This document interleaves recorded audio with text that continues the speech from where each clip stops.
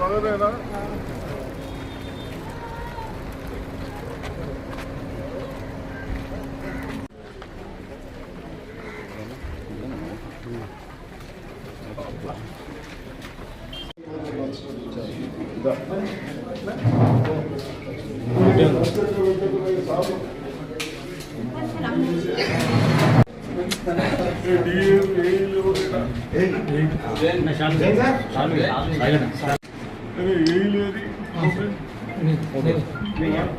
అన్నింటికి date పెట్టించుకోండి Windows.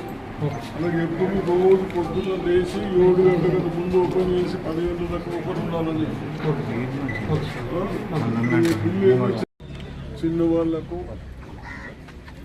ఇల్లు లేని వాళ్లకు గత ప్రభుత్వం నిర్లక్ష్యం చేసి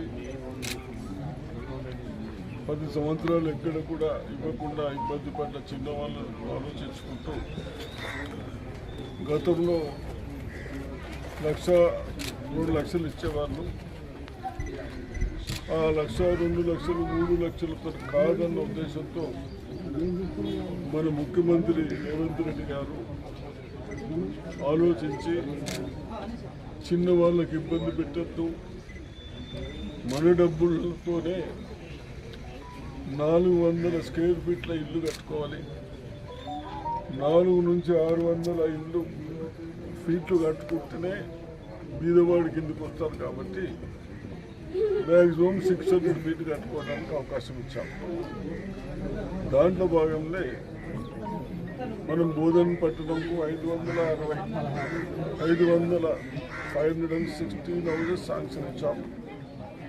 కొందరు కన్స్ట్రక్షన్ చేశారు, కొందరు చెయ్యమంటే అది కూడా వేరే వాళ్ళకి ఇచ్చారు. అవి కూడా వచ్చాయి తొందరగానే. అదేవిధంగా కన్స్ట్రక్షన్ చేసుకున్న దాంట్లో భాగంగా 2 డేస్ నుంచి మనం గృహప్రవేశం స్టార్ట్ చేస్తాం. ఈరోజు బోధనలో కూడా గృహప్రవేశాలు స్టార్ట్ చేసి లాస్ట్ బిల్ 1,00,000 రూపాయలు రాలేదు. స్లాబ్ వేసుకుంటారు, అందరికి తప్పనిసరిగా 1,00,000 కూడా వస్తుంది. ధైర్యంగా ఉండాలని చెప్తూ, అదేవిధంగా బహుశా మీకు డిపార్ట్మెంట్కు ఏదైతే పాత వాళ్ళు ఇందిరమ్మ ఇల్లు ఇన్కంప్లీట్ ఉండి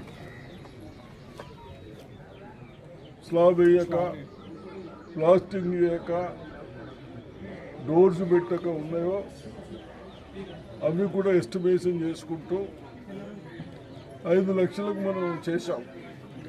బేసిమెంట్కు 1,00,000, అక్కడి వరకు ఇంకో 1,00,000, ఇట్లా 2 లక్షలు అక్కడి వరకు విండోస్తో సహా స్లాబ్ వేస్తే 1,00,000. ఇట్లా ఏదైతే ఎస్టిమేషన్స్ ఉన్నాయో బ్యాలెన్స్ వరకు, ఆ బ్యాలెన్స్ వరకు దాని ప్రకారం కూడా డబ్బులు ఇవ్వాలని మనం డిసైడ్ అయింది. కాబట్టి అది కూడా ఆలోచిస్తున్నాం. చిన్న వాళ్లకు మన తెలంగాణలో నాకు తెలిసినంత మటుకు మన డిస్కషన్లో మంత్రులు, కన్సల్ట్ మినిస్టర్ చెప్పినట్టు ఓన్లీ 1,500, 1,500, 2,000 లోపలనే గుడిసెలు ఉన్నాయి. ఇల్లు లేని వాళ్ళు ఉన్నారు, వాళ్ళకు కూడా తప్పనిసరిగా కట్టియాలన్న ఆలోచనలు ఉన్నాం. కాబట్టి తప్పనిసరిగా రేవంత్ రెడ్డి గారు ముఖ్యమంత్రి అయిన తర్వాత కాంగ్రెస్ పార్టీ అన్ని విధాలుగా అందరి ప్రజలకు